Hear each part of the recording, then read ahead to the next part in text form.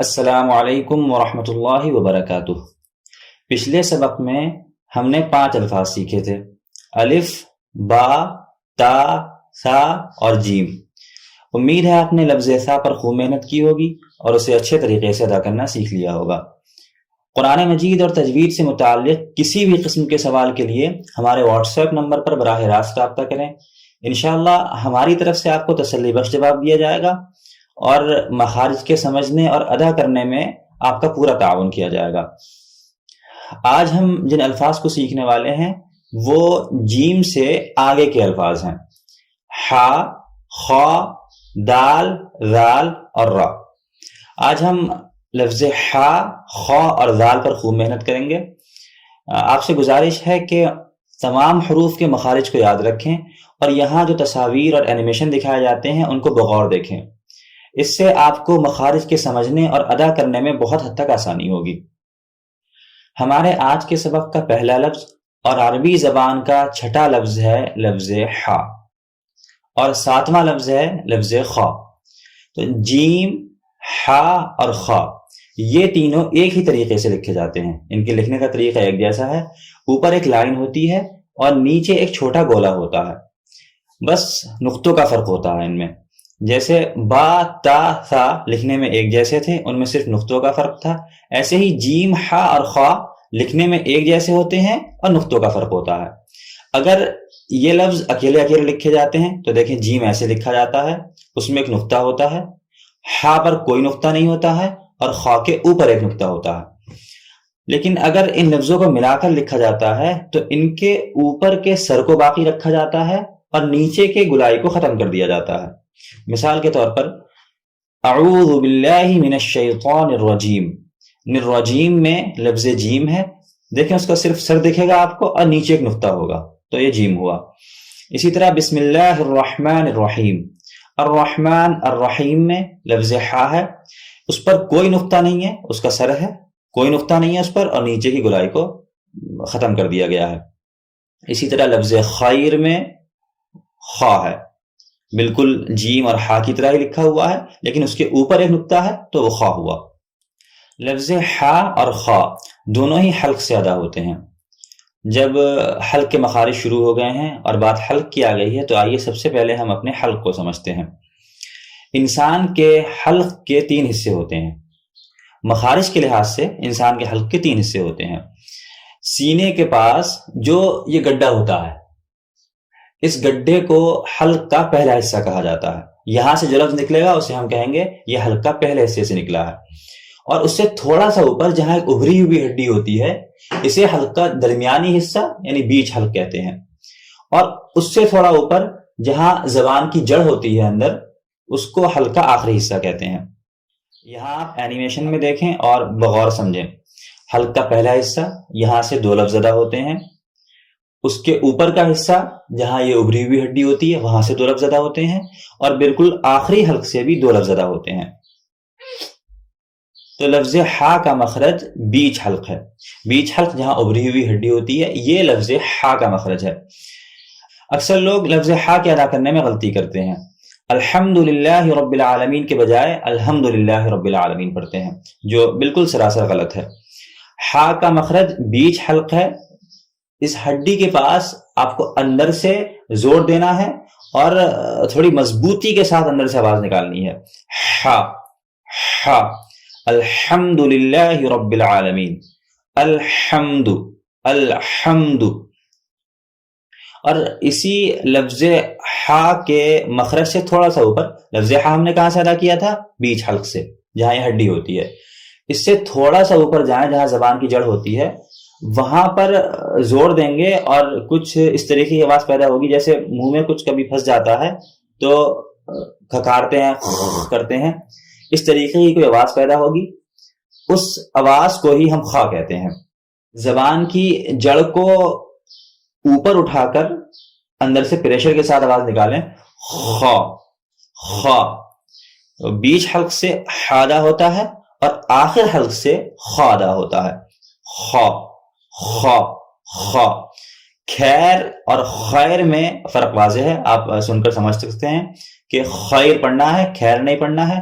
اسی طرح الحمدللہ رب العالمین پڑھنا ہے، الحمد ہمیں نہیں. انشاءاللہ آخر درس میں کچھ مشق کراؤں گا میں. ہا اور خا کے مخرج کو یاد رکھیں اور اس اینیمیشن کو اچھے طریقے سے سمجھ لیں کہ ہمیں کہاں زور دینا ہے اور کس طریقے سے زور دینا ہے. ہا تھوڑا سا اوپر، خا، ہا خا. ہمارا 8واں لفظ ہے لفظ دال اور 9واں لفظ ہے لفظ دال. دال کے لکھنے کا طریقہ یہ ہے کہ ایک چھوٹی سی مڑی ہوئی لائن ہوتی ہے جسے ہم دال کہتے ہیں، اور دال کے ادا کرنے کا طریقہ وہی ہے جو لفظ تا ادا کرنے کا طریقہ تھا. یہ ہماری زبان کی نوک ہے. زبان کی نوک کو اوپر والے سامنے والے دانتوں کی جڑوں سے ملا کر دال ادا کرتے ہیں. دال. یہ لکھنے کے لحاظ سے دال کے اوپر اگر ایک نقطہ لگا دیا جائے تو وہ زال کہلاتی ہے. لکھنے میں یہ دونوں ایک جیسے ہوتے ہیں، نقطے کا فرق ہوتا ہے. دال اور نقطے کے ساتھ زال. اگر آپ نے لفظ سا پر محنت کی ہوگی تو لفظ زال پر آپ کو بالکل محنت نہیں کرنا پڑے گی، کیونکہ بالکل وہی طریقہ ہے جو ہم نے لفظ سا میں سیکھا تھا. زال کا مخرج یہ ہے کہ زبان کی نوک، یہ ہماری زبان کی نوک ہے، زبان کی نوک اوپر والے دانتوں کے بالکل آخری حصے سرے سے ملا کر لفظ زال ادا کرتے ہیں. یہ ہمارے دانت ہیں، دانتوں کا آخری حصہ ہے اور یہ ہمارے زبان کی نوک ہے. زال بالکل وہی طریقہ ہے جو لفظ سا میں تھا.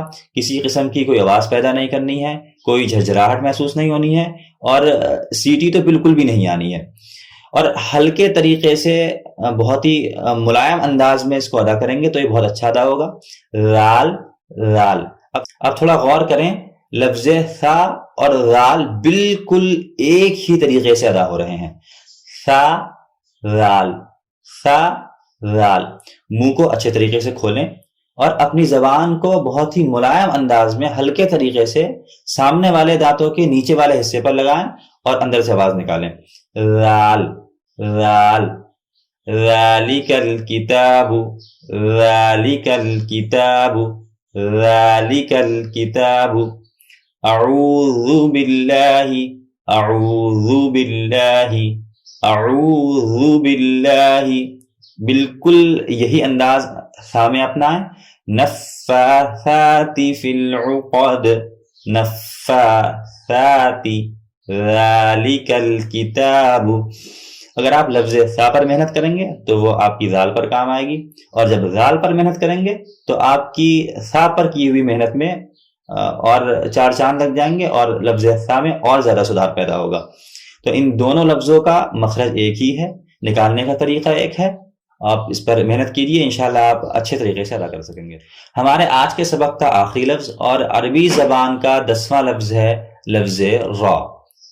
را ادا کرنے کا طریقہ اور مخرج یہ ہے کہ زبان کی نوک، یہ زبان کی نوک ہے، اس سے تھوڑا سا پہلے والا حصہ، یعنی اگر تھوڑا سا فاصلہ رکھیں اتنا تو یہ زبان کی نوک ہوئی.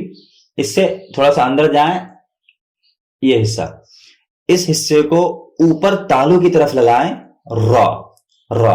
اور لفظ را کی خاص بات یہ ہے کہ اس کے اندر وائبریشن ہوتا ہے. زبان تھوڑی لرزتی ہے، تھوڑی لہلہاتی ہے اور اس کے اندر کچھ کپ کپی پیدا ہوتی ہے. یہ لفظ را کی خاص بات ہے. لیکن آپ کو جو پریشر دینا ہے لفظ پر وہ قوت تھوڑی کم لگانی ہے. اگر آپ اس میں زیادہ زور لگا دیں گے تو وہ لفظ لا ہو جائے گا، لام ہو جائے گا بجائے را کے، را. اب آئیں ان تمام الفاظ کو جو ہم نے سیکھے تھے ان کی تھوڑی سی مشق کرتے ہیں. آپ میرے ساتھ پڑھیے. اعوذ باللہ من الشیطان الرجیم. اعوذ، سب سے پہلا لفظ الف، عین، واو، اس کے بعد ذال. ذال ادا کرنا سیکھیے. اعوذ، اعوذ، ذو، ذو. اعوذ باللہ من الشیطان الرجیم. بسم اللہ الرحمن الرحیم. الرحمن الرحیم. ہا کا مخرج بیچ حلق، یہاں پہ زور دیجئے. الرحمن الرحیم. میں آپ کو ایک پوری سورت کی مشق کراتا ہوں جس میں ہمارے سیکھے ہوئے لگ بھگ تمام الفاظ کی مشق ہو جائے گی. اعوذ باللہ من الشیطان الرجیم. بسم اللہ الرحمن الرحیم. الرحمن الرحیم. قل اعوذ برب الفلق. اعوذ. قل اعوذ برب الفلق من شر ما خلق. من شر ما خلق. اپنے حلق کے آخری حصے کو زبان کی جڑ کے پاس جو حصہ ہے اسے استعمال کریں. من شر ما خلق ومن شر غاسق اذا وقب. ومن شر النفاثات في العقد. نفاثات في العقد. ومن شر حاسد. حلقہ بیچ والا حصہ. حاسد اذا حسد. مخارج کو یاد رکھیے اور مشق کرتے رہیے. اللہ تبارک و تعالیٰ سے دعا ہے کہ ہم سب کے لیے قرآن کریم کو سیکھنا آسان فرمائے اور اس پر عمل کرنے کی توفیق عطا فرمائے. السلام علیکم.